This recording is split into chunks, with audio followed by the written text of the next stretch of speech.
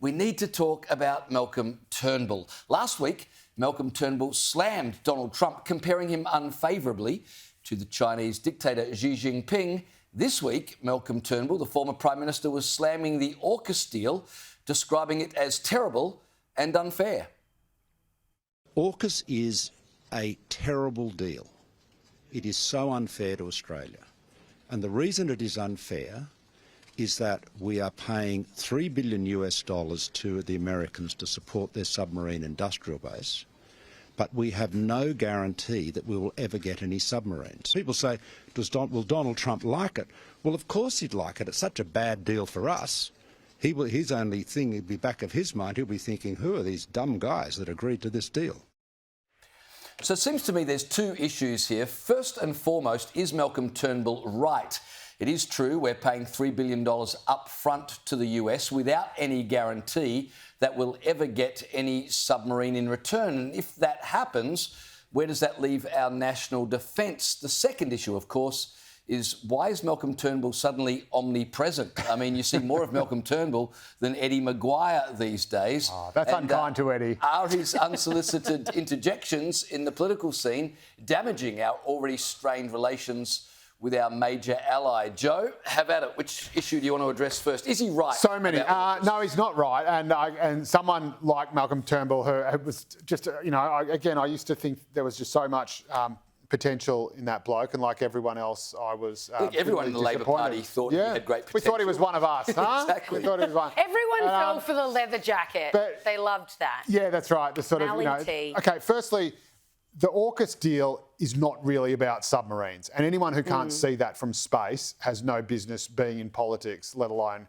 commentating on foreign affairs and geostrategic matters. The AUKUS deal is about locking Australia and the US in a strategic military defence alliance that basically is the sort of hardware around the ANZUS Treaty, and to making sure that no matter what happens in our region, America is obliged, not just because of the ANZUS Treaty that it's already signed, or indeed because of the AUKUS Treaty it's already signed, but because it is in it up to its neck, because its stuff is on the line, much like if it was digging up rare earths in Ukraine, for example, that it will have to come to our aid. And it's all the more important now because we have a superpower on the rise in China, and that is potentially, hopefully not, but that is potentially a real strategic risk if, for example, it tries to block access to the South China Sea, or, invade or, reabsorb Taiwan into it. And that sparks a sort of regional conflict that Australia, by sort of domino effect, could get involved in. We need America on our side, at our back. It's not really symbolic. It's more than that. It's more than symbolic. It's only symbolic if we don't get subs. Well, the submarines are symbolic, if you like. Hopefully we will get the subs, and I can guarantee you they will be late and over budget. But the point is, it makes the fate of us, our military, and the US's military inextricably intertwined over a very, very long period of time. And that's what matters. We are not going to be relying on these submarines, if and when they ever come, to defeat China or take on China or defend ourselves against China on their own. We are going to be defending on America. And the best way you get America to act is when it's also in its own self-interest. And so, speaking of self-interest, Malcolm Turnbull is, of course, the guy who did the previous subs deal with the French government, which, again, if it was just submarines, might look better on paper. Maybe we get more for our money and maybe we get them sooner. But it's not just about submarines. And anyone who can't see that isn't seeing the forest for the trees. And what are the French going to do if China suddenly gets belligerent and aggressive towards Australia? Well, they will make sure that they come right here in the region right now and officially surrender on Australia's behalf, because that's all the frogs are any good at. And they've been screwing things up for years. They screwed up the situation in Indochina. They screwed up when they sent the Emperor Maximilian over to Mexico to become the last Emperor of Mexico. They screwed up in the Napoleonic Wars. These guys are just hopeless. What happens when they, what happens when the Germans rock up in Paris? Je suis surrender. Well, speaking of screwing up, Liz, is Malcolm Turnbull screwing up our flimsy relationship with the Trump administration? No, not at all. Look, he has a point in that it's very unlikely we're going to get these subs, because the deal says America's only giving us these 3 subs if and when it doesn't cost them with regard to their own naval capacity. Now, subs are the most expensive and important asset the Americans have, indeed any military has. When you're talking about subs, you're talking about the apex predator. If you have subs, you're doing incredibly well for yourself. So we're not doing well for ourselves at all, which is why we need these guys. But they're currently 20 subs short in America of the amount of subs that they want. Yep.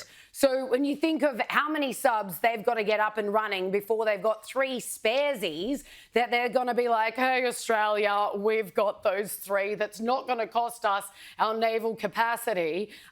That's probably never going to happen. But for the exact reasons that Joe has just elucidated on, this is very important. We would agree to anything that the Yanks want. Why? Because they are the biggest military power on earth, just ahead of Russia, followed by China. And those two have been driven into each other's arms in recent years. So our alliance, our friendship with the Yanks is more important now than ever before. We would sign anything, even if it meant we got nothing except for the understanding that if we say yes to this, you guys are going to come for us, right? Like, if we need you, you're going to be there. Do you think that the Albanese government really believed that? Because if they did, surely they would lift defence spending to the 3% of GDP that Trump wants, instead of promising, what did they say? They'd lift it from about 2% to 2.3%, which is, I think, about $100 billion extra over that period, but it's hardly the 3% that Trump says